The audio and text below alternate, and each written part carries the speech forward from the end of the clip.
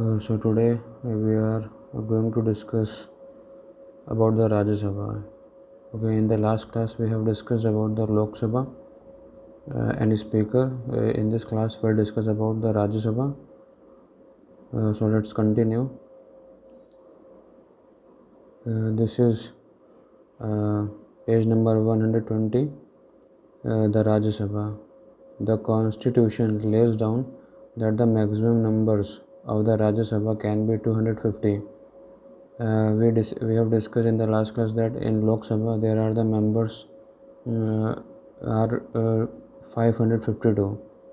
Okay, but in Rajya Sabha it is 250 members, where 12 members are nominated by the president from various fields.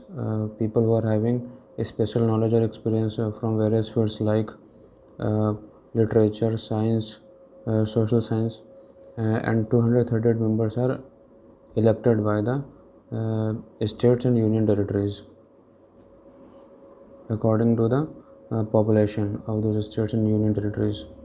Uh, okay, so the representatives of each state are elected by the elected members of the legislative assembly of the state concerned.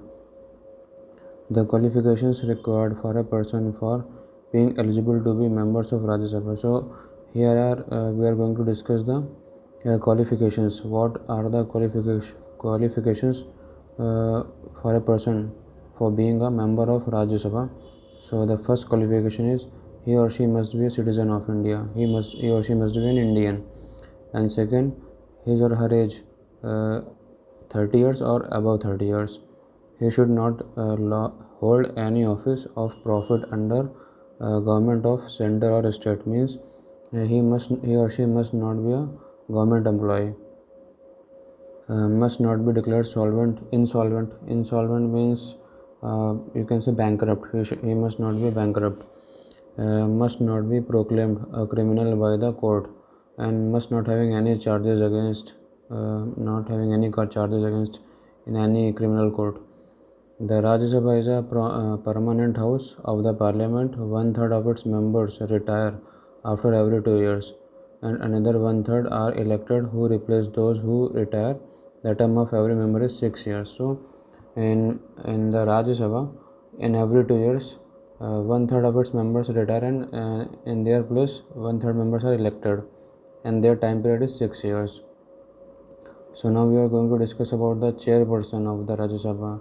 So just remember this point that the Vice President of India is the chairperson of the Rajya Sabha. The meeting of the Rajya Sabha are presided over by the Vice President of India, who is its ex officio chairperson. He conducts the proceedings of the House and allows the members to move bills in the House. So the Vice President is the chairperson of the Rajya Sabha, and he presided over the meetings and allows the members to move the bills in the Rajya Sabha, and also he has the power to eliminate any member from the house on behalf of misbehavior. The members of the Rajya Sabha elect one deputy chairperson who presides over the meetings of the house in the absence of the chairperson. So if in any case if the chairperson is absent, so in his or her absence, the members of Rajya Sabha elect a deputy chairperson among themselves to preside over the meetings. Okay. So now the next point I will discuss powers and functions of the parliament. Okay, before we are going to discuss this point, I want all of you to just see the functions of the Lok Sabha and revise that point.